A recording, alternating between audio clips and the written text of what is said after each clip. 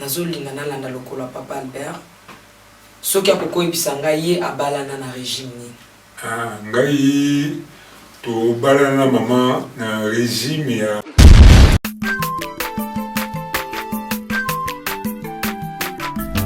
aza mwana moto te po akosa ngai abongwani pete po awangata nzambe ya le Nazarien, le Nazarien, le Nazarien. David Nozamba ayebana kitoko koma mokondima atako babakolaki mafuta na mosakolima lelo yayo bolingo ebateli le Nazarien lipamboli oyo monanaka tempeni mama kantelobi kolapie mapapu masope mafuta tokokisi ena elongo na nzambe oyo babenga na makomi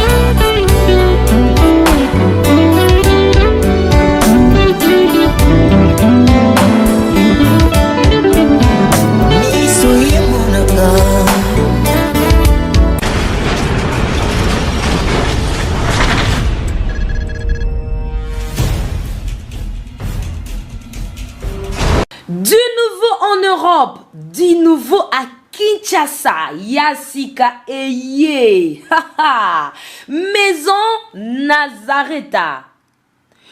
Toleisa mabota na biso pe bandeko na biso na Kinshasa, na mbongo mukie. L'histoire de Nazareta n'est pas si compliquée. Opesi mbongo na yo, kobanda na talo ya $10, $15. Pe $20 ya pamba à partir ya Europe. Bandeko na biso na Kinshasa ba récupérer biloko ya kolia na Kinshasa. Masolo bongwani.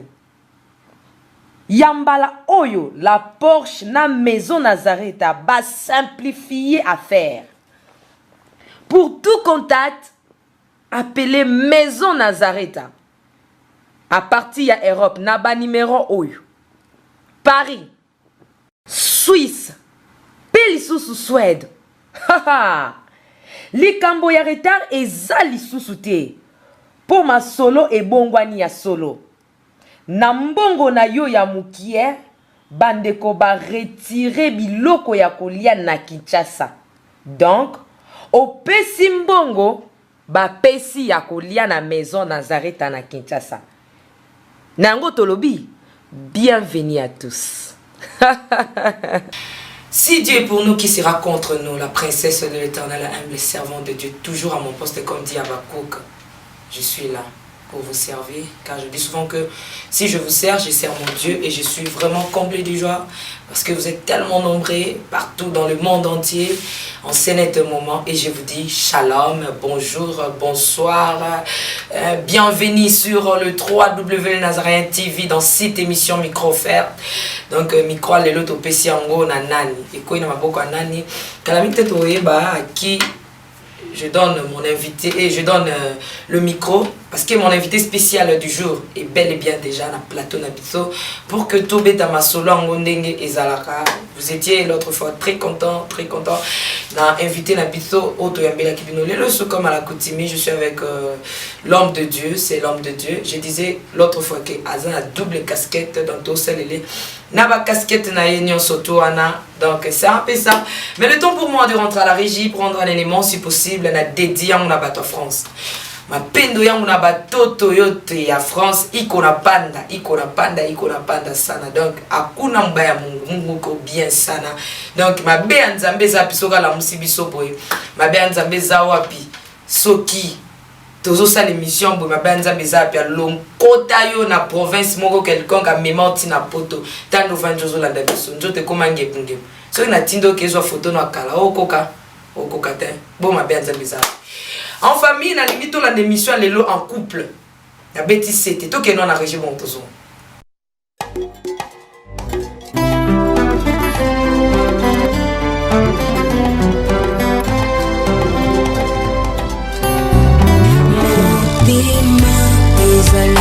kasi moko bapesaka na moto yo mingi ngai na ndima napesa na masiya wezali kita moko kati ya motema ezali ya moto ya oyo moto ekoki kopesa na bonzambe na yo na langwe bolingo na yo singai oyo ozali mpona ngai natali solo ya bato te kasi monene na yo masiya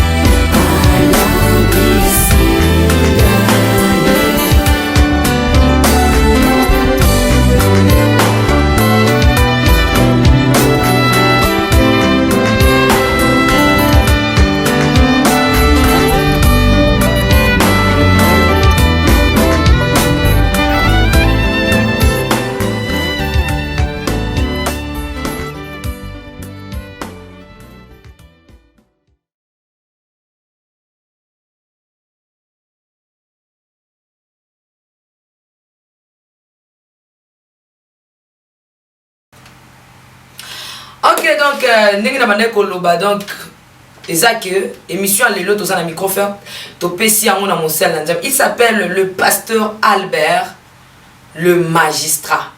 Pasteur magistrat. Exacte pasteur magicien. Dans bande la pasteur magicien, pasteur magistrat. Donc c'est lui mon invité pour déjà. Azo se kani na lobaka kolobaki mabe ya nzambe exacte akuna mubaya ya Mungu. Nzamba za bien lokotaka biso asala ka biso bolamu mais biso ni batozongi silaki mabe.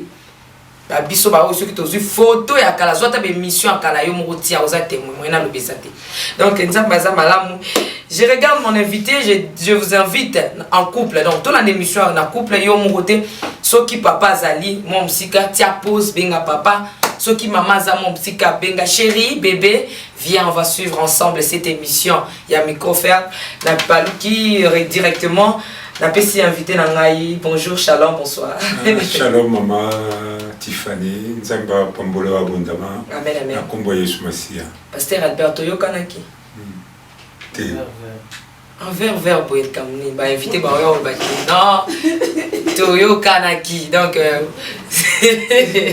bah, invité, bah, quand c'est Toyo Kanaki, est-ce qu'un verre comme ça, cette journée, il y a ville verte, tout ce qui peut vertir, il y a vert, tout comme ça. On chute ça là, moi, les temps où je suis salamana, onction, n'aille pas colami, au moment où différence, au moment où on a parce que l'onction fait la différence. Donc, mais c'est un téléspectateur au Talabango au Ixibango. Na pesi bango ba mbote mingi ba shalom mingi ba bénédiction mingi bilonyo soit téléspectateur aux Hollande biso au bazali na Amérique au bazali na États-Unis au bazali na Australie au bazali na Europe au bazali pe na Afrique au bazali na Congo Nzambea pambola bino na kombo ya Yesu Masia. Tobo sentepe bandeko na biso basali ya nzambo balandaka biso tango nyuso tokanisi couple pasteur Piame tokanisi pe apôtre Chopa tokanisi pe pasteur Pierre Lemba na Bukavu tokanisi pe pasteur Andy na Bukavu tokanisi pe église nyuso renouveau évangélique ya Bukavu tokanisi pe église Mirevin na Kolwezi to pesi pe mbote mingi na molongo na ngai Nelly azali pe kolanda biso na tango. Merci ngana bakisi susu maman Nelly kuna donc toza na trio ya couleur verte. Donc to ça là un trio donc les onctions de ça la kaboye. Lelo bitu ya koyamba pasteur Albert ezali parce que ba koloba lobeza la kamwa mingi ba ba droit na bangote. Même dans le couple, tout ça, même façon, moi, les autres droits à bundisa papa, non. Droit à koyeba, omiyeba, papa na maman boyeba na.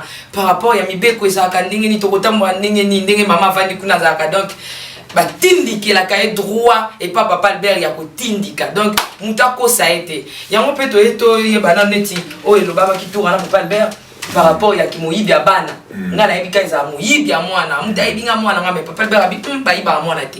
Donc vous voyez un peu des choses pareilles poto yeba tuna mituna papa Albert tout côté directement la vie ya sona soto la kaki bana ya nzambe TP public mon paquet l'autre kolobela sur dikambu ya ba couple mariage ba couple famille voilà papa Albert tolingi no totuna yo au monde même bino ba magistrat bozalaka o kakaka non magistrat na zaka makasi na domaine ya domaine X on a penza makambo famille ye penza maîtriser yango bien papa Albert sokotali bandeko yo maîtriser domaine ni bon domaine ya famille et ça domaine moko na maîtriser mingi pourquoi parce que na zui chance il y a le président, il y a le tribunal de paix pendant plus ou moins 10 ans. Le tribunal de paix dans le Congo, ils allaient tribunal Oyo et s'occupaka na magamunyo sur l'état de famille. Sur le tali même code de la famille, na katu kuna compétence et makambo mingi bati kuna ils ont revenu dans le tribunal de paix. Maintenant comme na zui grâce chance il y a dirigé le tribunal pendant plus de 10 ans. Ce qui fait que le domaine est maîtrisé au Makasi. Ma communauté sur tali succession, ma communauté sur tali adoption, makambo nyonso etali ba mariage ba divorce na ko maîtriser ngo makasi. À part ça aussi sur le plan spirituel, na comment ba livrer sur le mariage na parena pe ba couple mingi na encadrer pe ba couple mingi chrétien et sur le plan spirituel et sur le plan juridique. Il y a un rôle ba kiza domaine moko azali ko maîtriser makasi za matériel na ngai. Merci à Terrain Papa Albert. N'importe sur ton coco présenté dans le livre parce que sur les lasres avec comme preuve à l'appui hein. Ceux qui livrent Zali to monaka. Livre Zali na sana ngwa na zaka na exemplaire rebellé combo ya livre ngo les mariages. Les mariages tome 1 Zalaki institution divine et juridique. Merci beaucoup to relobela mona suka donc preuve yango na mona Papa Albert. OK, fona simba.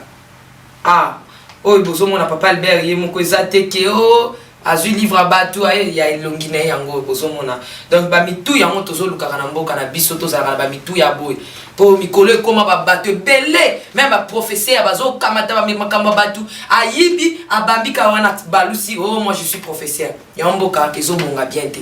Merci beaucoup na lobelo te hein c'est un peu ça tozo beta masolo ya famille mais donc aussi ça mon leloté Papa Albert parce que tout ça on a makambo tali divorce ils a toujours la famille makambo tali ba succession ils a toujours la famille makambo tali ba parrainage ya mariage civil ils a kana famille mais selon yo Papa Albert aux ali pasteur magistrat mais famille sur le plan il y a Moussala Nabino au définir en local ligne p famille selon la Bible définition eza lokwa nini poto obala ni sisa yango pe non opesi définition nango différence nango et puis bala ni sango na ba définition na bisika yo moni ke kutani maman Tiffany na kanisi ke po to lobela famille malamu OK pour ba téléspectateurs ba comprendre ce qui libota ezali nini et vous allez nous bien to bandana nous kolobela mariage. Mariage à partir de mariage de famille et botamaka. Nako senga peut-être poser une question.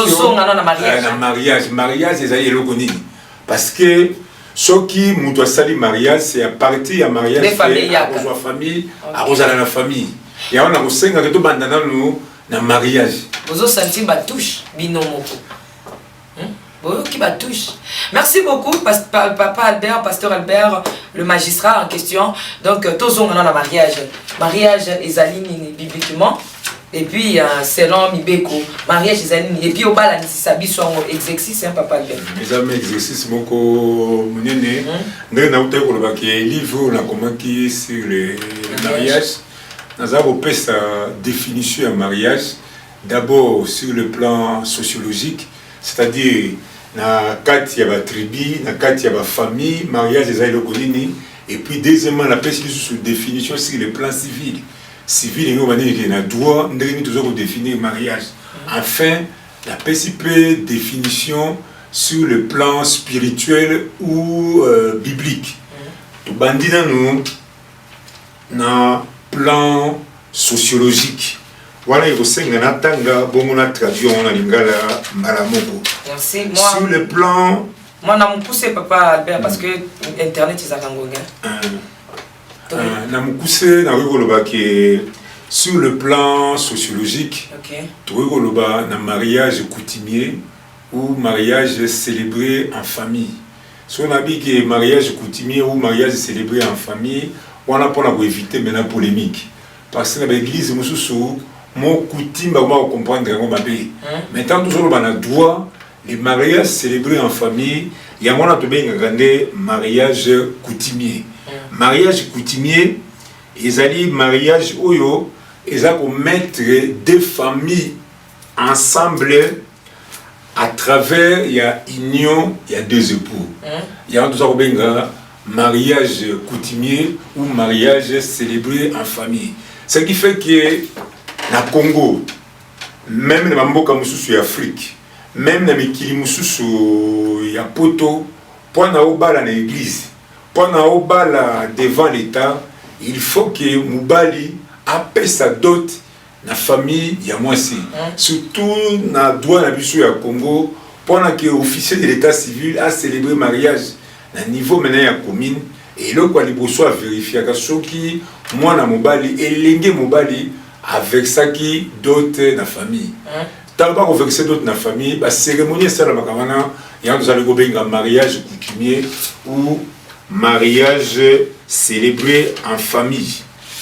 À part cela, nous appelons un mariage civil. Mariage civil, ils allaient mariage, ils allaient au salama, selon maintenant la loi. Ils allaient que lorsque garçon na fille, garçon a péché d'autres, a eu maintenant décision, il y a aucun liboso, il y a beaucoup ou officier de l'état civil, ou préposé naé. Pendant que ça, la déclaration à mariage naé, lorsque officier de l'état civil a célébré le mariage, il y a un mariage de mariage civil. Alors on a fait une parenthèse, mariage civil, ils ont la valeur, ma casse, surtout pour la maman. Actuellement, dans le Congo, même dans le Afrique, même dans le Poto, la maman Moussoussou, parce que babala bamote na commune, c'est-à-dire que pesaki d'autres même Mubali a quitté devant l'officier de l'état civil pour la déclaration il y a mariage. Ba musudu babala bamote ba fandi quand ba yaka to fandi. Ba fandi on a to benga mariage té. On les a mariage té, c'est-à-dire muta pesa d'autres té avec yaka to fanda, mubala koti par la fenêtre de la benga. Mais l'homme quittera. L'homme quittera. Mais l'homme quittera. Tant que la Bible est au monde, la Bible, je ne l'appelle pas d'autres. Donc, nazo fungula maintenant, ba maman qui est sur le babala yote. Ce que mon bal appelle ça d'autres était. Ce que mon kende liboso, il y a officier de l'état civil était. Pour éviter les conséquences, ma belle goya, nami koule goya, tant mon bal gogo kufa, tant mon bal gogo libal et si la bengadio, pour éviter que au bima beaucoup pas mbaté. Il faut au senga que Moubali a payé sa dot, Moubali a régularisé la situation à Bozana Moussou Balanate, et puis deuxièmement, Moubali a déclaré maintenant mariage devant l'officier et l'état civil. Troisièmement, tout ça s'appelle un mariage religieux ou un mariage chrétien. La différence entre mariage religieux et chrétien, ils allaient que mariage religieux, nous sommes au salon.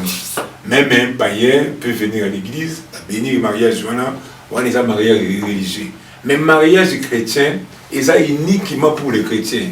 Et ça, les mariages, les chrétiens, moi, si peu, les chrétiens, balani. Tant que balani, on respecter le principe de facilement. Bako respecter la parole de Dieu facilement. Bako respecter le commandement de Nzambo dans la katia de la Bible facilement. Mais bato abalani d'une manière seulement religieuse. Vous balez à gauche, moi si vous à droite. Souvent, le mariage est là et puis il y a un divorce. Voilà ce que troisième sorte ou troisième forme de mariage, au Tobengi, mariage chrétien ou mariage religieux. Maintenant, pour former famille, pour que famille soit stable, la manière dont on définit la famille. Famille, c'est l'île même de base, même la quartier église. Pour l'église, c'est la macasse. Pour l'église, c'est la forte. Il faut que la famille puisse la macasse. La famille est forte, la famille est macasse. Ceux qui papa et maman ont balani à solo.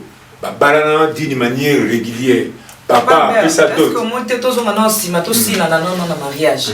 Pour tout sauter tout qui est na coutume pour pas voir quand c'est que la vandi on a cinq questions il y a aucun na membre 3 question na ngana mina tuna papa Albert par rapport il y a mariage ndenge utikolo ba on définir ba mariage surtout bien détaillé ce qui par exemple mutu accueilli et pas il y a l'état ba vandi na ba kana mwasi na ye ba mona ni famille mais bolingo la bango et ça attendement ya batmi bali ba yoka ni ba fandi sika moko est-ce que tout bien en mariage té bon on les a mariage té Pour nous, les mariages, c'était ceux qui tozongi maintenant la loi. La loi, la ça dit code de la famille. Code de la famille et le biboui. Pour que mariage et salama et le gualiboso, il faut que moi na mobile et l'indi mobile la famille nae bagende kotika dot la famille ya elingi mwasi. Mariage bandande place wana. Deuxièmement, pour que mariage sous ça la maïzala, il faut que moi na mobali na moi na mwasi bakende devant maintenant officier de l'état civil bakende maintenant ça la confirmation maintenant ya mariage na bango ou bien déclaration ya mariage na bango. Ce qui fait que sur les femmes mwasi na mobali ba fandi ensemble. Mobali appelle ça d'autres été et ça que va bien yaka to fanda en ce moment là mariage wana et comme les alités produit effet mon côté ça na soubassement mon côté ce qui fait que ce qui n'est pas mobali ya kufi même si mobali a trahi bandaku Fania mobali a robot la bio so moi ça na droit pour se plaindre parce que baba na té na tirer mon dot yango nezo ça le problème na ville à Kinshasa même na mboka na biso Congo likambo etal dot est-ce que l'état na biso papa Albert a lobela likambo dot pe tant que pasteur est-ce que Bible peut si exemple nini oyo famille à moi si et koki kopese la kosenge la dot to pe mobali ko kopesa dot parce que comme tapage et comme commerce les lots na ville na biso ya Kinshasa pe Congo en général est-ce que bino ba tuna bibeko bozali vraiment na étiquette moko bozali kopesa bozopesa peuple pour que baba lelana na dot oyo maman Tiffany omoni libala ezali d'abord bolingo. Moi si maintenant pour na bala moi si et mobali pour na bala moi si il faut d'abord mobali alinga moi si wana. Toujours peut ça sur ba conseil na ba tono ba balanité au to benga na français ba candidat à la maritation, candidat au mariage. Yo mobali soko lingi moi cité, yo peut moi soko lingi mobali té ko bala été parce que fondement o ezali ko sala ke mariage et où mais là ils ont regardé bolingo c'est mobile à lingi moi cité même si ils sont ensemble un jour mobile à bokima comme le contraire également ceux qui moi si à lingi mobilité baza ko forcer baza ko tindira ndima kaka un jour mobulu et kozala yangwana tozali kolobake pona que mariage et ça la malamu pona que mobile ala kisake alingi moi si naye il faut que mobali maintenant appelle sa dot sur le temps du code de la famille ezali kolobake dot et que la même symbolique actuellement ba parents sont exagérés dot et community commerce dot et community fonds de commerce ba on 50 vaches ba 5 vaches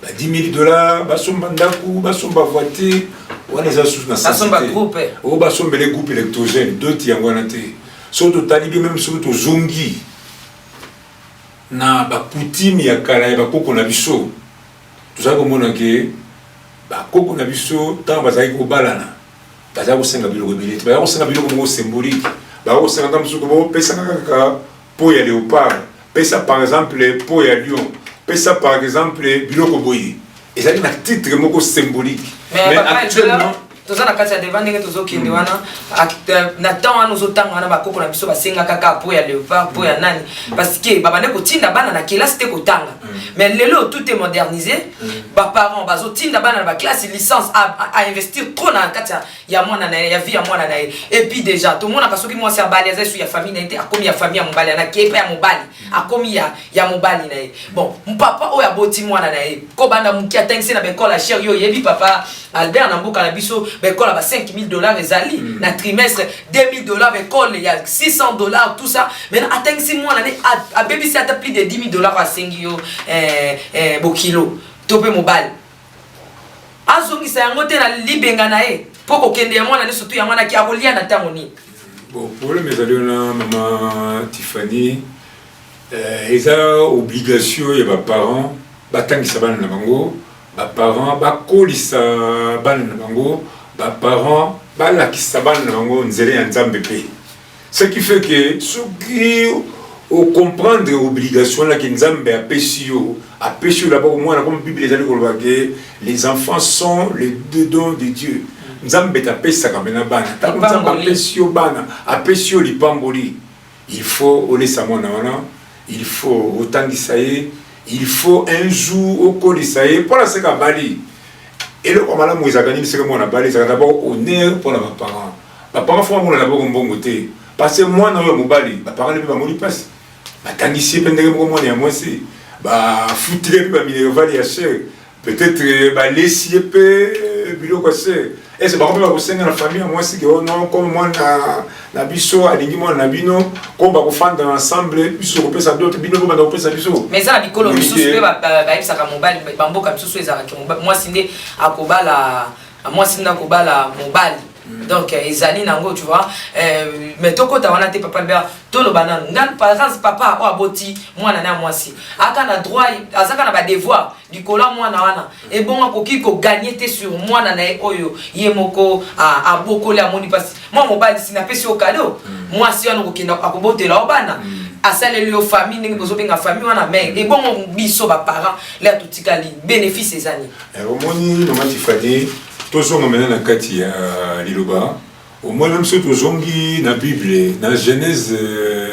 24 tozomona ke patriarche Abraham atindaki serviteur na ye Eliezer de Damas akende kulukela mwana na ye mwasi mais akendaki maboko pamba te asambeleli ye ayebisi ke atya maboko na kwisi na ye asali serment abiki akokende ntango akendaki amemaki mpe baprésent bacado oyo ezalaki neti dot soki totali mpe tozongi mpona komona ke ezalaki biloko moko exagéré te neti lelo oyo malgré modernisation mais biso toza bachrétien tozolobela plus bachrétien ke un couple maintenant chrétien un papa chrétien une maman chrétien oyo aboti mwana na ye comme ezali grâce oyo nzambe apesi ye do oyo nzambe apesi ye akolisi mwana wana ntango akobalisa mwana wana il faut comme Bible eza koloba ke les mariages soient honorés de tous or mpona ke nzambe ayoka maintenant esengo na mariage wana il faut que papa il faut que maman ya fille aévite maintenant kosenga biloko moko emo wana ete ke aza koluka maintenant fond de commerce aza koluka mbongo mpona banda kosala baaffaire te bapesaka mwana comme marchandise te eloko eza important il faut que place mwana akokende libala place que fille akokende libala il faut que azala à l'aise mais soki bino osengi biloko ebele osengi ba 10 000 $, osengi bapesa bino ba voiture osengi bapesa bino ba groupe électrogène mais mwana akokoma neti esclave kuna na libala pa mobala bakoganga tumali oyo te nasombaki yo cher soko osali na kobenga nango ese papa nao akozongisa nango mbongo ntina nayoka ntango ozali nazalaki na président ya tribunal de paix se nazwaka moko ya ndenge wana mobali ayi kosenga divorce mwasi mpe abi nalembi parce que chaque fois mobali na kaka kofinga ngai papa na bino aza pauvre napesaki mbongo ebele dote mbongo ebele grâce a mbongo nanga te soka moko mona nasombeli baveste nasombeli basapato soko osakaki nazobengana me yebisa papa nazongisa mbongo omonike mwana okoma na position moko ya faiblesse yango wana dot eza biblique mais on peut demander biloko moko ezali normal biloko moko oyo eza même symbolique na lombango l'état na biso po tokata makambo awa tosote l'état na biso est-ce que azali na exemplaire moko te to pe d'autres moko atia esengeli bato nyonso baike balanda kaka na molongo wana ya kosenga ka dot wana po ndenge ozoloba ezali kama désordre okuna kosenga 10 000 $, okuna kosenga 100 000 $, okuna kosenga boye est-ce que exemple moko ezali te par rapport ya mibeko wana lobi selon la Bible osengi ba chrétien tous à la mitema malamu ba parents chrétiens bos à mitema malamu bosenga na kimia nyoso normal et bongo ba téléspectateurs ba yimpe nkolote bazolanda yo magistrat yebisa biso dans l'état na biso azali na montant moko fixe o apesaki pour papa Moïse azana mwana mwasi te soki azali na mwana mwasi o kosenga na mbongo libala voilà bon problème ezali na maman Tiffany moi na Congo tous en a plus de 400 tribus à une certaine époque au niveau du Parlement, il y a une loi pour réglementer d'autres. Mais si le loi est passé, nous avons plus de 400 tribus dans le Congo. Mais il faut étudier maintenant chaque tribu pour fixer la monnaie qui est difficile. Il y a maintenant l'attitude dans chaque ba parents ya mwasi ba fixer dot et que ba parents ya mobali ba koki ko futa yango te soki mwasi mwana ya mwasi alingi mobali na ye ba ko saisir maintenant tribunal de paix tribunal de paix a ko réglementer les cambouans ou bien soki mobali a pesi dot et que famille à moi soit ko zonga ba bido dot tant ça dérisoire et ça mon cœur biso lingi 1 million de dollars mais je me la biso 1 million de dollars on peut maintenant saisir le tribunal de paix président du tribunal de paix ou la juge de paix ba ko la décision ba mikano ponte d'autres na bandi mengo moi na moi si na mon babala.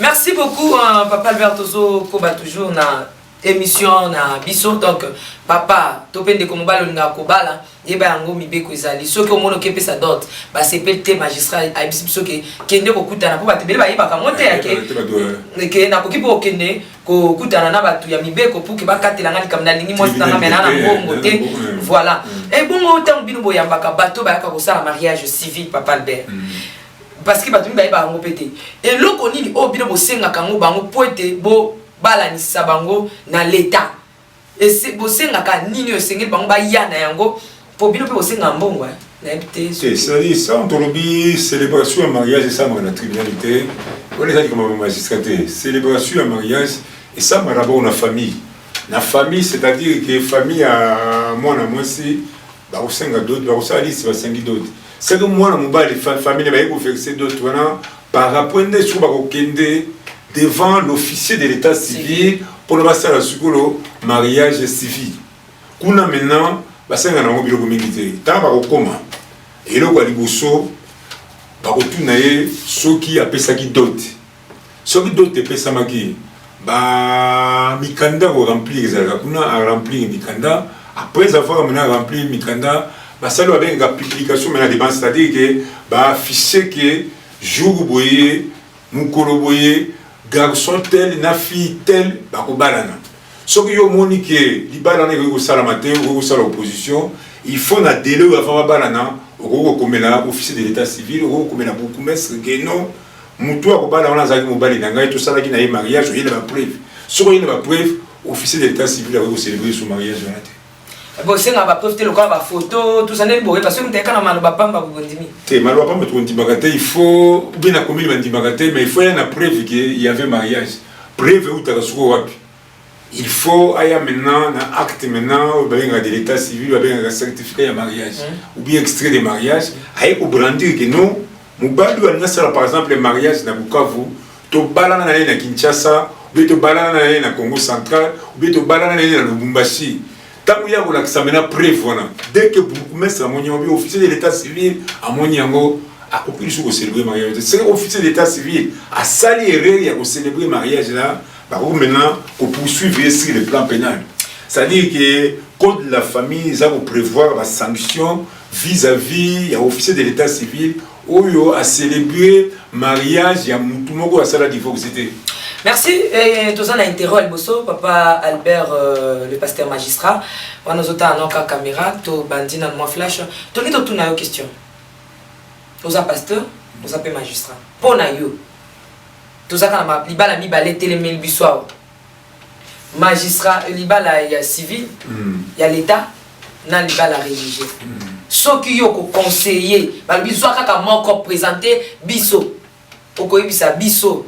Tozwa nini babizwa ka moko papa sans explication to déjà expliquer biso ni on soit na bolamu nango mabe nango mais ba telemisi biso ka mibale babi papa Albert pasteur magistrat poni la biso kaka libala moko au présenter biso ya mwana biso to ba bisepela question exactement matata pourquoi question que ça matata non c'est autant que la fois passée na émission de Salaki la fois passée mbalo eleki que devant l'état mariage ou bandimaka mariage ou yebani ezali kaka mariage civil mariage oyo ba célébraka devant l'officier de l'état civil et que vous avez la commune comme que vous avez dans un endroit beaucoup mais celui officier de l'état civil a quoi se déplacer pour célébrer mariage wana ce qui fait que surtout ça la kamena na mukili mariage religieux ou mariage chrétien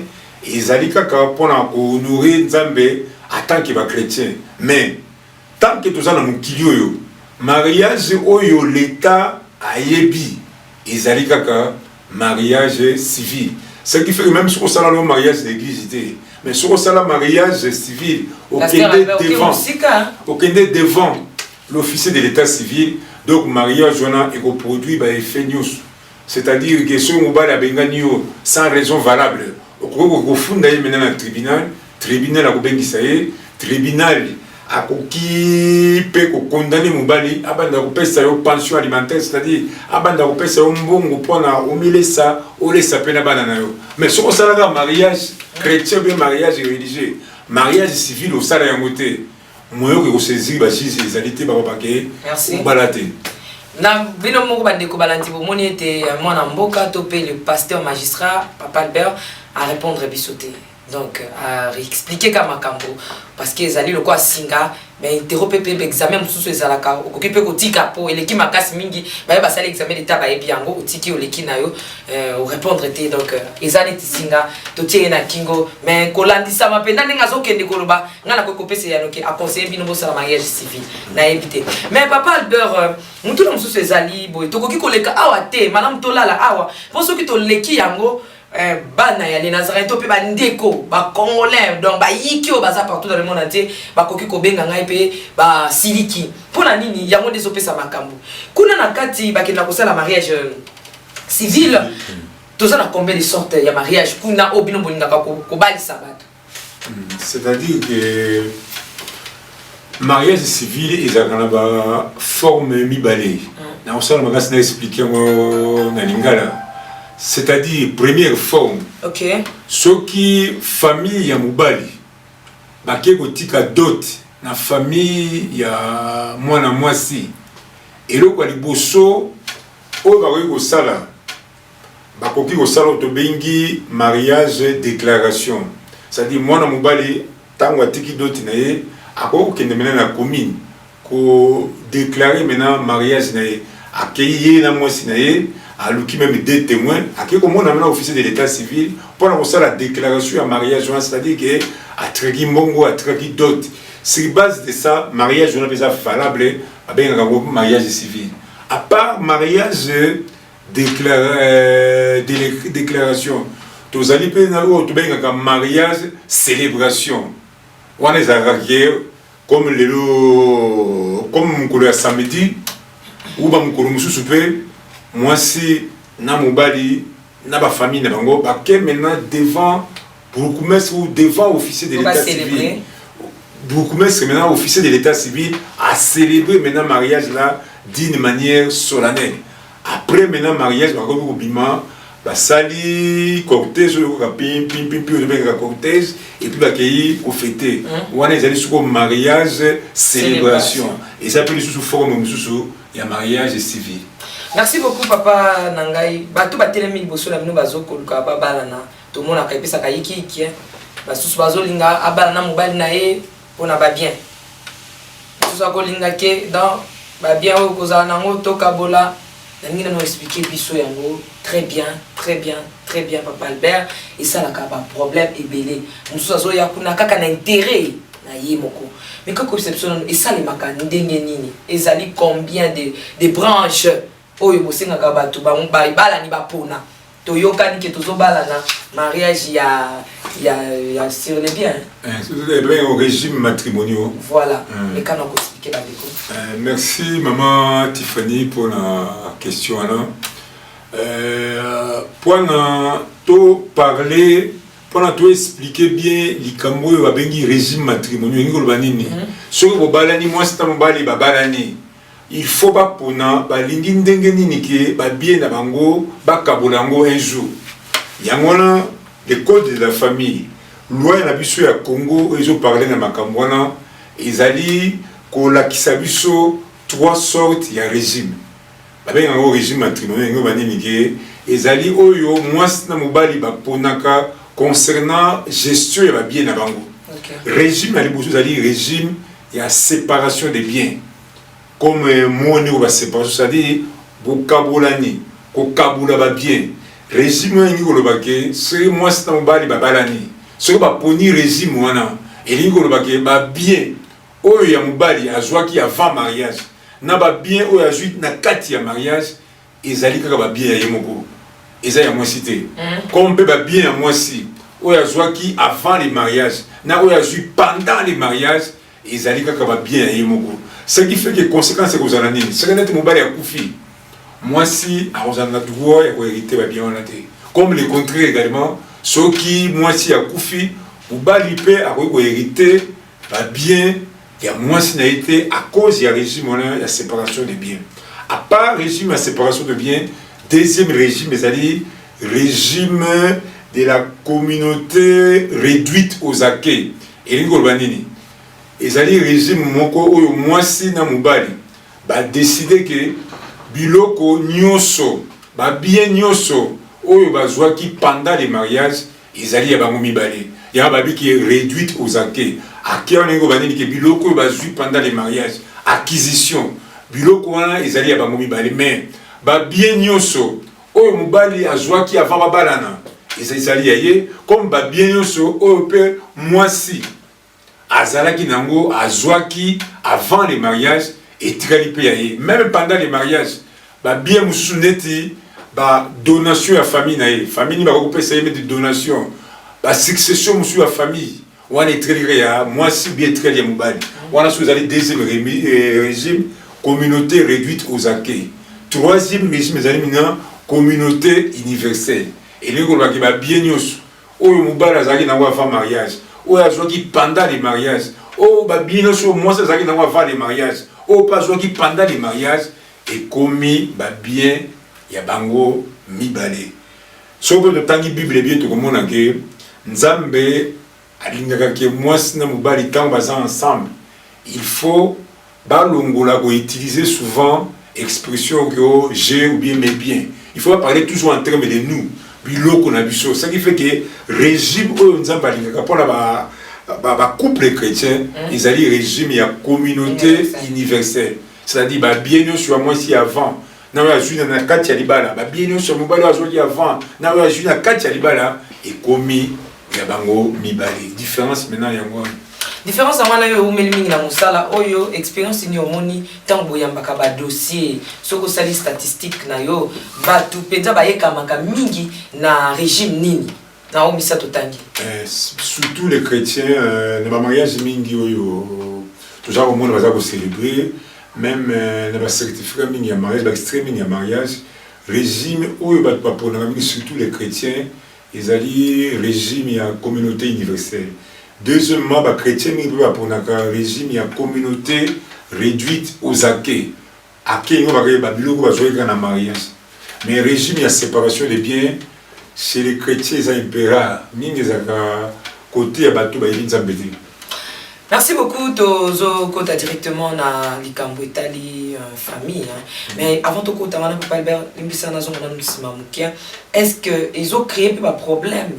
Ndenge bazo ponela wana ezo ko isama pe ba problème ezo komaka ba problème ezaka mingi parce que surtout ba famille mingi africaine ba famille mingi congolaise ba yebi droite même makambo ya loi mingi ba dipanga ngote au moins par exemple ubali ya kufi ubali azali na ba bien mingi ba famille souvent ba koya eloko ali boso ba bengani maman ba bengani mwasi oh bima yo salaki le côté biloko nyonso ezali ya bandako ezali ya mituka ezali ya misolo ezali na banque ezali ya mwana na biso yita azali kosala yita azali na mbongo o bato babosanaka ke même se mobali azosala mais moi c'est pas contribuaka mingi pour la stabilité ya mobali na kati ya foyer pamba te soki mwasi aotya mobali mal à l'aise peut-être mobali moya sala pe bafaire sala mosala bien kozala te mais souvent basi bazolambela ba papa basi baza kosukula bilamba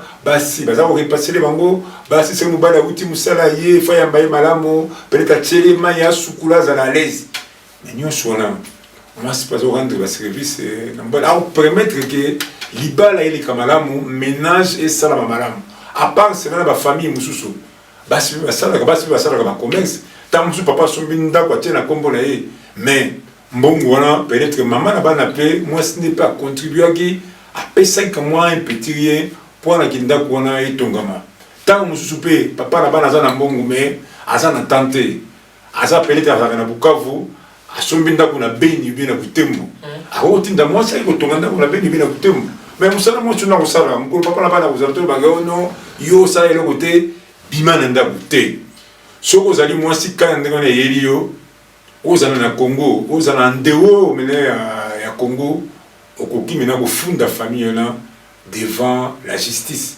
justice akokata makambo wana akozongisa mwasi na badroit na ye soki mobali akufi bamama basuku balandanga soki babala yo devant l'officier ya état civil c'est-à-dire osala mariage civil eloko ya liboso mobali akufi ntango bakosala mena partage ya bien eloko ya liboso bakotala régime oyo boponaki ezalaki régime nini basali mena partage après avoir maintenant fait le partage na biloko oyo mena etikali mwasi aza na droit ya 50% na biloko mobali atiki et puis 50% mosusu eza mpona bana tokoma wana ok donc ndenge tozoloba boye ezali boyebi donc bible ezoloba biso mon peuple périt manque de connaissance biso bana nzambe totiaka nyonso na bonzambe tolingaka koapprendre te osetfana eli biso makambo ba divorce non toana posa mabala na bino ewumela mais tozokolisa bino na connaissance tolia connaissance wana pour que mutu na mutai bake mondelo nange bandi awa esuki awa ya moninga mususu peza apo tozofra na mapata te tozofra na se ya mabele donc lokolo tozofra na mukili ya batu il faut eba ndenge nini mukili yango ezosa nini ezotambola pona lola mutu akoya kotalisa tu makambo oyo azali te tozo continuer papa Albert tokende directement na oyo etalisi koyo famille bon ndenge nakotaki koexplike wana ke mpona kokoma na famille totoloba famille yango il faut d'abord papa azala mama azala ok famille maintenant la ili kamo etali famille soki tolobi na mukuse papa Albert olobela biso famille eza composée na nani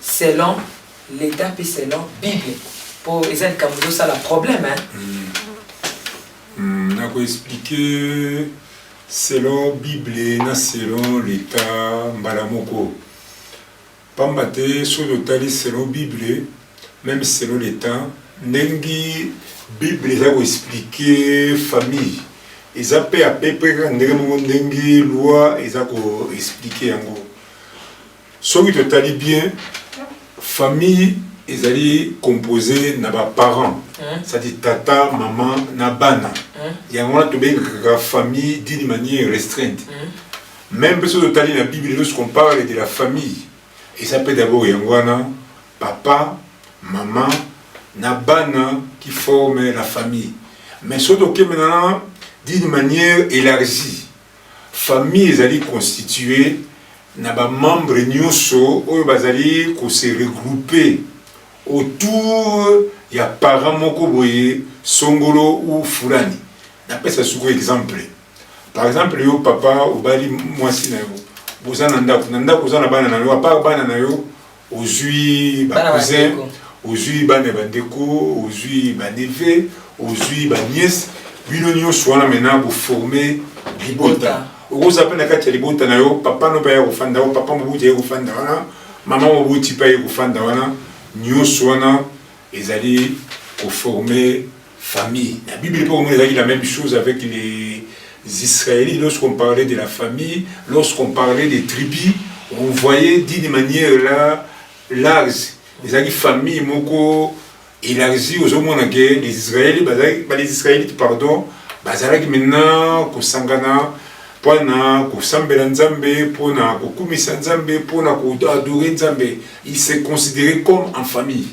Merci Ndéa Watotie point dans mon coloto na émission la personne mon lelo pour les sujet moko ya munene to kolobela makambo ebele awa makambo tali ba bien partage ba section bilo ebele bele vandi kaka na makambo ya famille mais tozo suksana examen ya suka papa Albert aza vraiment moko très intelligent dans la grande tazo porter dembeki pastoral et magistrature papa Albert.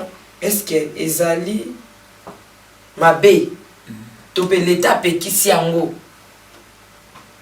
koloba ouvertement boye topé na moninga topé na batu ko epsa ouvertement que ngai na sala mariage nanga na régime X l'état boyango.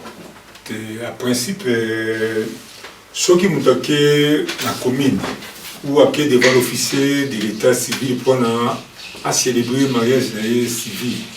Pour nous mettre ça tout dans la question, mais l'officier de l'état civil a tout dans la question, vous prenez le régime. Et ça va toujours en public parce que quand on célébrer le mariage dans la commune, public, ils ont pareil à moi si bazali, pareil à Moubali bazali, témoin bazali, camarade à moi si bazali, camarade à Moubali bazali, n'abale kinzela pe bazali. Tant qu'on va au télémigé, n'a poni par exemple régime il y a séparation des biens, c'est-à-dire biloko nangai ba bien nangai et zali kaka yangai. Moi si pas bingai pe kaka séparation des biens. En ce moment-là, et ça déjà public.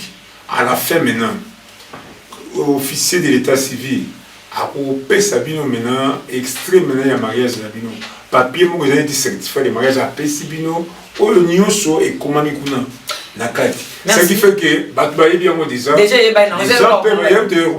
parce que na mo ki mutu mo ka souffler nga lobi na certificat na CP na pasteur Albert Makasi couple wana vraiment ndenge na oki atteint comme moi maman en tout cas na CP na couple wana Makasi na zoli kapé maman azali ka lokwa papa Albert mais nazolinga na landa lokolo papa Albert soki akoko ebisa ngai ye abalana na régime ni ngai to balana mama na régime ya nazolinga na landa lokolo papa Albert soki akoko ebisa ngai ye abalana na régime ni ngai to balana mama na régime ya communauté réduite aux acquis. Donc, aux acquis. Aux acquis, au bakibilo, nous sommes à maman dessus, na katia libala. Des ya Oya yo ya kala ya yo. Bon, oya kala. Oya mama kala ya ye. Te oya ngai ya kala ngamu ko ezali te mais biloko ya kala nazana ko ya famille ezali. Kasi on doit définir aux acquis. Aux acquis, ça y est, on doit na katia libala des ya biso libala. Mais oya kala ya famille. Est-ce qu'on regrettera que salaire parce que bolingo na mama za makasi nga na yebi yango est-ce qu'on regrettera que ne soki ezaki dans l'époque on ngena pona na ngai universel te na regretter parce que na bia biloko mususu eza ya ngai te eza neti ya famille wana fait très niveau ya famille oya biso ibale to yango pona soki mama be na sima la bango azala ki penza papa tikela ki ba héritage azala ki penza mwana mkondi moko est-ce que papa be yango pona kaka ozake so ezaki te quoi ena pour nga parce que nga so pas nga ya no bana katali buti nani yango penda pona rapport ningi zana moko ka pesa to lobela boy to sola nani penda zana habilité na l'état pour pesa mobulu te pas habilité ya ko bloquer que to pona ozake ningi pona ki ozake te ba pesa le so parole na mobali yo poni régime nini olobi si ma pesa pe parole na moi si souvent basi bana ndanga mibali c'est mobala bi ka communauté réduite aux acquis yebe mbala communauté réduite aux acquis communauté est-ce que maman c'est pas la cause aux acquis c'est pas la guinée aux acquis c'est pas la guinée aux acquis voilà oh ouais c'est pas la makasi merci beaucoup Toko Minasuka aux acquis moi les acquis pasteur Albert et on nous pousser dans 2 ou 1 minute papa Albert mais quand on résumer un peu le livre parce qu'il y a un peu intéressant vraiment sur la famille restez branchés parce que pasteur Albert a koyebi Sabino makambo ebele awe ebele sur l'héritage ndenge ni kokabola bien même au vanda na ndako ya papa lekina yo e koyeba na awa soki yo pozalaka na héritage oh ngala zalaka na mboka to koyeba na awa kaka nde koyeba na ezala likambu ekotaki ndoki te soko lingi ozake yo olingi universel yo olingi nani yo mais résumé pasteur Albert livre yo na lingala na intitulaki yango le mariage tome 1 ezali d'abord première partie na lobeli mariage sur le plan biblique ou théologique et deuxièmement na lobeli sous mariage sur le plan juridique pambate mariage tango tokende kobala tango mwana mobali bena azui décision abala mariage eza représenter mbala mo baspect mibale aspect liboso aspect mena ya nzambe parce que tozali bana ya nzambe mwasi oyo kobala mwasi oyo azali mwana ya nzambe na faire partager na ba chrétien na ba non chrétien position ya nzambe sur le mariage. Deuxièmement sur le plan juridique na faire comprendre également na bana ya nzambe droit et lobinini likolo ya mariage. Livre oyo na divisé en gros na 7 parties ou na 7 chapitres. Chapitre yambo na définir maintenant mariage. Qu'est-ce qu'est le mariage? Chapitre Mibale, nalobeli banani bazali concernés par les mariages. Pambate lelo surtout tangi mibeko na biso ya Congo. Loi eza ko boya ke bana oyo ya basi bazali âgé na moins de 18 ans babalate. Ya ana so ba ke mariage ezali likambu ya bato ya badilisi.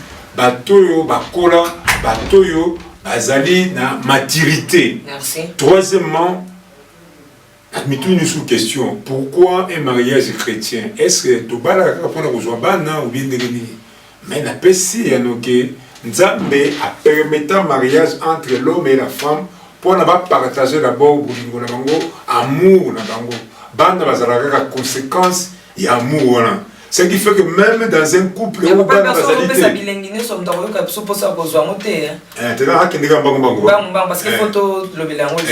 chapitre 4 le pourquoi le mariage chrétien. Chapitre 4 nazola qui s'amena ba procédure nini bana ya Nzambe ba kolanda pour babala na malamu. On a parlé d'un mariage célébré en famille au coutumier, on a parlé d'un mariage civil, on a parlé d'un mariage de l'église. 5e, nazola qui s'ake bana ya Nzambe ba kuku kobala tangu nini. Parce que même dans mboka na chose qui a femme bala ya bala, il faut attendre na ba occasion na yi. Même peu les lois soko lingo bala, il faut que moi na mobali comme moi na moi si à se préparer Merci. sur le plan physique, à se préparer sur le plan psychologique, à se préparer sur le plan mental, à se préparer sur le plan spirituel. Chapitre 6 nous avons vu comment se marier. Pour la plupart il faut que ça gagne. Est-ce qu'il faut que vous ayez un bon mingi? Est-ce qu'il faut que vous ayez un bilamba mingi? Cérémonie en mariage de l'église, c'est ça la marandérie, nous avons expliqué. Et puis dans Souka, chapitre 7, où se marier. Merci c'est beaucoup. Ça donc en gros maintenant, résumé, il y a livre comment dire sur le mariage. Merci. Donc comme la souka émission de Pésio Malba souka papa Albert, ceux qui m'ont na poussa azwa livre oyo kota contact na papa Albert parce que alobi kaka juste résumé mais za makambo ya makasi kitoko ndenge na baki autrefois olingo osola na pasteur Albert comme ata conseiller nayo sur le plan et chaque fois tout ça n'a pas problème tout ça donc même kilo est au petit pas problème et nzamba zali oui bien sûr mais c'est que peut tout na bato yo ba ebi penza procédure ya makambo ndenge zala ko bike makamso comme là yo na vie parce que tiaka ki christianisme mais vous dans tout kaka to abana nzambe mais écrit là ba problème écrit là vraiment un problème et cause ali sumte mba ya Mungu akuna soko luki papa Albert même ata pour na ba conseil moko oyo ya domaine oyo zo maîtriser bien té na makambo oyo zo komela topé comme lio aza pasteur et puis aza magistrat soka au conseil sur le plan biblique to pas au conseil sur le plan juridique donc c'est un homme de bien et de bon cœur, il se respecte aussi, c'est un homme de Dieu qui craint Dieu wana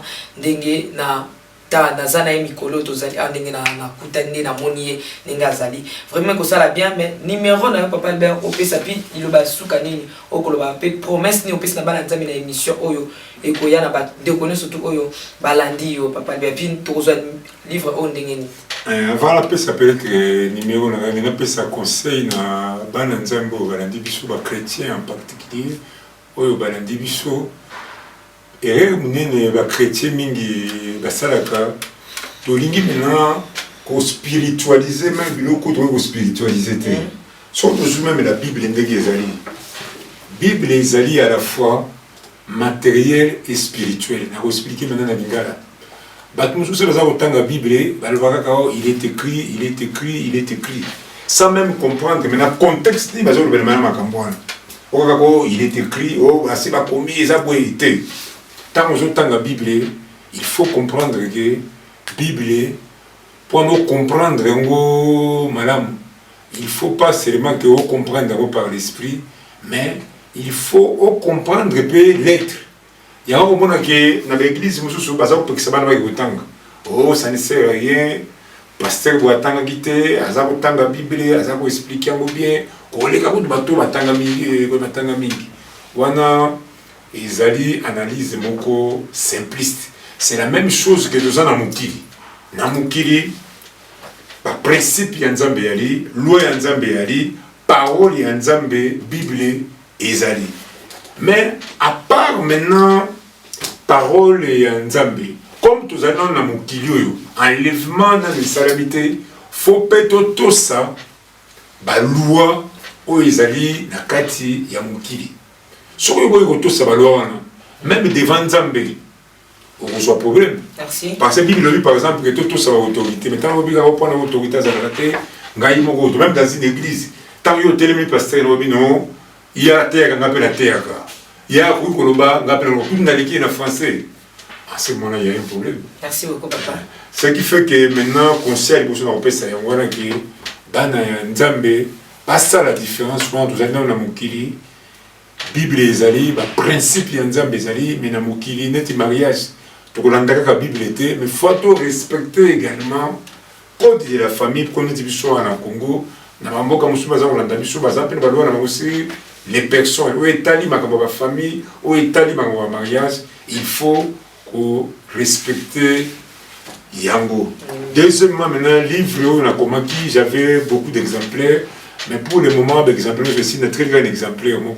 Je crois que d'ici là, on a zone qui s'en compte à l'imprimerie pour publier également d'exemplaires. Ce qui fait que bateau, balingi, kozoyango, en contact avec moi ou directement en contact avec maman Tiffany par les truchements. Il y a émission, il y a Nazarien. Bah, on peut rejoindre. On peut savoir sur le numéro Nangaï, plus 243 9 9. On a plus 243 9 9 71 094 67. Pour la dernière fois, plus 243 9 9 71 094 67. Merci beaucoup. Ok, donc comme il a souka pas bien la monnaie aux apôtres ça mutu mon pour na pambola ba téléspectateur na biso nyonso ya lelo Nzambe ya pambola bino Nzambe ya kanisa ba projet na bino nyonso ba couple nyonso bazali na ba problème oui ba ki bible ezali koloba ke manque d'attente entre l'homme et la femme ezali cause ya blocage ya ba prière ya no senga ke Nzambe ya pambola ba couple bazali na ba problème. Ba problème on ici là boyokana na kombo ya Yesu Masia ba famille mususu pe bazana ba problème papa na bana bayokana kate bana bazo tout ça papa te to sendi kimia na kati ya ba famille wana na kombo na Yesu Masia amen. Voilà to komi na suka émission na biso na pesi maman bisika landi biso kuna mwasi ya papa Albert. Papa, on peut s'en emboîter, na piso. Maneli, na pesio, ba gros bisous, ba gros bisous. Voilà. Na yami pe ba na nyoso, Evrache, Merok, Nardessa, na Matimi, Nzamba pambola bino abondama na komba Yesu Masia. Ok, merci beaucoup. Voilà to komi na suka émission na biso, ngape na pesi couple oyo kitoko. Na ba mona eptiza oza que doza anniversaire. Pasteur Moïse Piamé et Maman Maria Piamé na Kinshasa na pesi mino nyonso ba salutation na pesi ba salutation na ba découvrir surtout ba landi biso et bien ba couple en tout cas soyons sages centre na biso za la Yesu Masia na bala na biso Yesu Masia nde araignée ce qui est soit na azongité na mikolo ezo ya nga la princesse la humble servante de Dieu la présidente du parlement céleste députée quoi nde na kuta na bino na mikolo ezo ya ciao. Ciao. Na boîte qui était caméra mouvement. Vous savez.